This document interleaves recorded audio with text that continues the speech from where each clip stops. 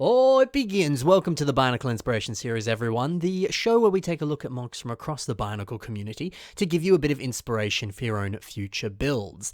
And today we're going to look at quite a few awesome creations. But this is an extra special episode today because it is the start of a BIS-MAS Christmas. If you missed the announcement video that I posted the other day, basically what's happening in the month of December, I will be posting 2 episodes of the Bionicle Inspiration Series. We'll have the normal ones on the weekend, and then during the week I'll be posting a BIS-MAS Christmas focused episode, which will be all about fan submitted MOCs. So if you've got a MOC that you want to see on the show, now's the time because I'm going to be spotlighting a bunch more during the month of December. How do you submit MOCs to the show? You can submit them through the submission email that's currently on your screen. It doesn't matter what you send, there's no MOC that's too good or too bad to be submitted. Submit whatever you have, and I'll do my best to feature it in a future episode.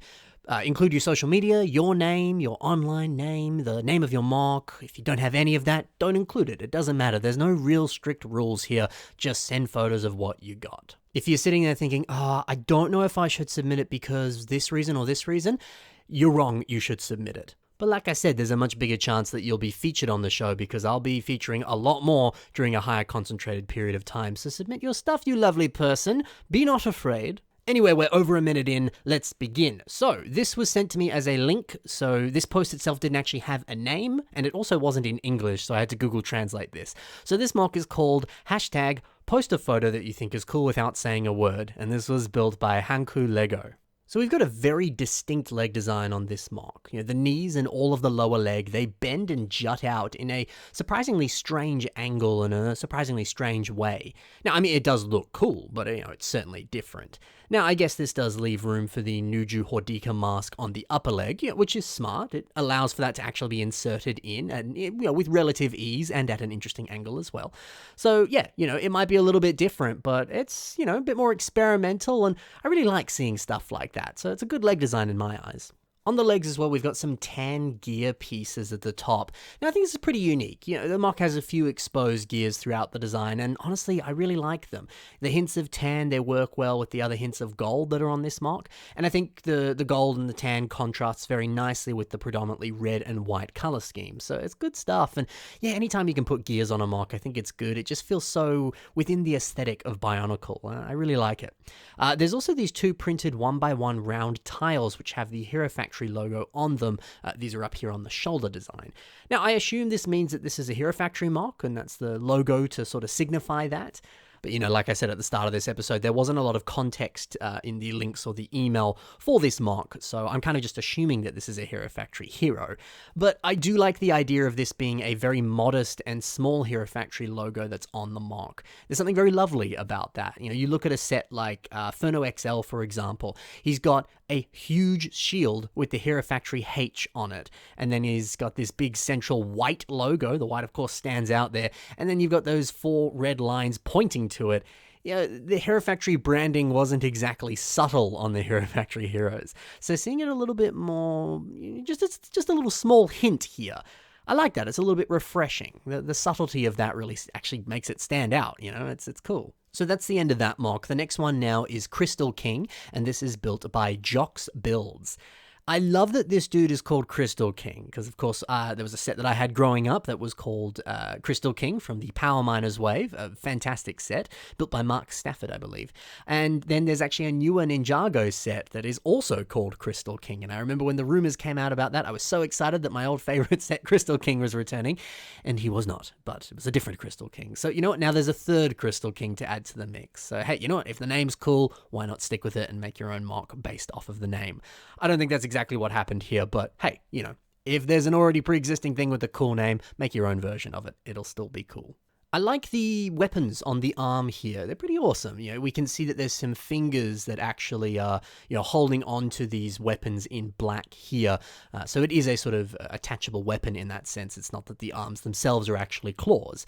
Now, this kind of reminds me of the weapons that Crossbone had in the, in the MCU, and specifically in Civil War.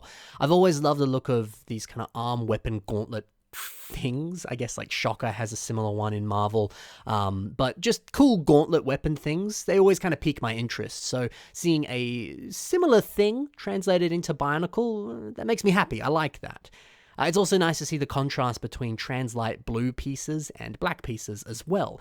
You know, it's almost like this crystal being or a crystal elemental creature has been upgraded with technology or weaponized armor of some sort, and in turn it's now a little bit more powerful, or it has more of a sort of solid form, I guess. It's just a cool idea, and it's been executed very well here, you know, especially on that head design, just that little hint of pink poking out there. It's just enough to translate that this is the head design here. Plus, this MOC also has an extra set of very little itty-bitty arms, and honestly, anytime a MOC has 4 arms, it's just cool. So I'm glad that they included that here. This is a very enjoyable little build. Bodhi Del Gros is up next, and they've built this MOC called the Gold-Skinned Being. So this massive build has lots of great stuff going on. I specifically love the torso design, using those 2 Brutaka masks to form the upper part of the chest. It's always impressive when you see a very bulky, large mask working as a very small element of an entire torso design. It's certainly something that you can definitely play around with a little bit more when you are building a MOC of this sheer titanic scale. I mean, heck, you couldn't really effectively use that Brutaka mask on a torso design on a, you know, typical Toa or Matoran-sized build. It would just be too massive. Well, maybe you could do it, but it would be a very difficult challenge. Anyway, another thing that's also cool about that torso design is this heartlight or arc reactor or energy core that is that Zamisphere in the center of the chest. Yeah, whatever you want to call it, I think it's always fun and actually a really cool addition to any torso design. There's just something nice about that extra pop of color around the heart that I've always thought looks really cool, and it looks even better when it's attached by just linking and wrapping around all those Exoforce robot arm pieces around that Zamisphere. It just makes a very nice pattern, and also seeing those Exoforce robot arm pieces, it just sort of ties together other parts of this MOC that also use that piece. You know, just to name a few, we can see that same robot arm piece on the leg design. It's also been used on the crotch. It's also here on the waist. It's also on the torso. We've got it on the mouth and other parts of the head. It's along the neck, and there's other spots that I'm not even going to name here. It's all over.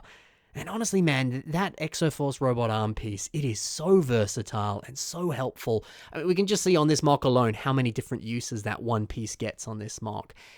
That might be just an MVP Lego piece. I talk about it all the time on this show, and it's just so useful for so many different reasons. It might be one of the best pieces of all time. Maybe I have to do a video about that, of like, you know, most versatile Lego pieces or best Lego pieces of all time to use on MOCs or something. But well, if you're interested, let me know. But potentially. Something else I love is the tail design here. It uses Zaktan's golden weapon piece with that interesting 3-blade aesthetic to it, and it's being very neatly integrated to cap off the tail design here. I've always adored that weapon. Zaktan was the very first Paraka that I remember buying, or the first set of that entire wave of Lego sets that I remember buying, and I was in love with that weapon piece when I first built him there. So it's always nice to see that piece in action on a MOC, and it works really well on that tail design there. The head design is also pretty wonderful. It's very expressive and very menacing at the same time. So yeah, there's just so much to love about this awesome creation. Really well done, Bodhi. Up next, we've got Twilight Hunter, and this is built by Freddy Castle. Now, Freddy is starting off here with a bit of a mad flex. He is using the beautiful movie edition Krakan Makuta mask, which is a piece that I wish I had because it just looks so awesome. But I also wish I had it because that is a very expensive Bionicle mask, especially these days as well. But yeah, I always love seeing people using their rare masks on their MOCs. Sure, you could keep it locked behind a glass display case, or you could break it out and actually build with it, because you know, that's what Lego is for. It's meant to be built and played with. But it's also a very expensive mask. I understand if you want to put it behind a display case. But hey, in this circumstance, great to see it on a MOC, and great to see someone actually building with it. And it does look so beautiful because it's a great mask. I also enjoy the aesthetic of these small wings combined with this furry chest. There's something really enjoyable about this. It's like a fun little demon or a fun little imp. And this look is a little bit more distinct and a little bit more sinister, especially when you have that hand design too with those larger claws, which I believe they said took some inspiration from one of the hand instruction videos that I've made on the channel. So I'm very glad that was able to help you here. But yeah, man, this is a great little creation with a very nice devilish demonic look to it. Mad Artist Zero has built a MOC without a name. This one is just called Untitled Teal Titan MOC. Now, oh man, anytime you can build a MOC with teal or dark turquoise, whatever you want to call it, please do build with that color because, oh, it's so beautiful. I love this color so much. And it's not every day that you see a MOC that uses so much of it, especially on Bionicle MOCs as well. It's definitely a rarer color with your Bionicle pieces. It's a little bit more common these days as the color has had a bit of a resurgence, but oh, it's so good. Now, we can see these slicer heads here in teal working as crotch armor. They're also being used as upper leg armor and shoulder armor as well. So yeah, it's always great to see one piece having so many different uses. And why is my phone ringing? I'm recording an episode! It's so lovely to see the same piece being used on multiple locations, in multiple places, and on the one MOC. I also enjoy the weapons on this guy here. They're using those rotor wings in black, or you could just say they're the Brutaka blades in black. Now you combine that with these classic spring shooter pieces, and yeah, you got a good combination of weapons here. So yeah, good weapons, good colors, oh, and also a really good mask as well. There's a lot to love about this guy. Oh, baby, and then we're going to be finishing off with a MOC by Soya296, and he's revamping Ekimu, but instead of calling him Ekimu, he's called him the Aquamizer G2. Man, it's awesome to see Soya do what he does best, which is crank up original sets, but make them 1,000 times cooler, 1,000 times bigger, and honestly 1,000 times better. This Giga Chad, he's pretty impressive. You know, I want to start off by showing you a couple concept sketches that they had on their Twitter, and I believe they drew these, and they just sort of took a photo of where the MOC was when it was just a work in progress, and they'd barely started, and then they just drew the rest around that image there, so they could get a rough idea of how they wanted the design to actually, you know, be designed.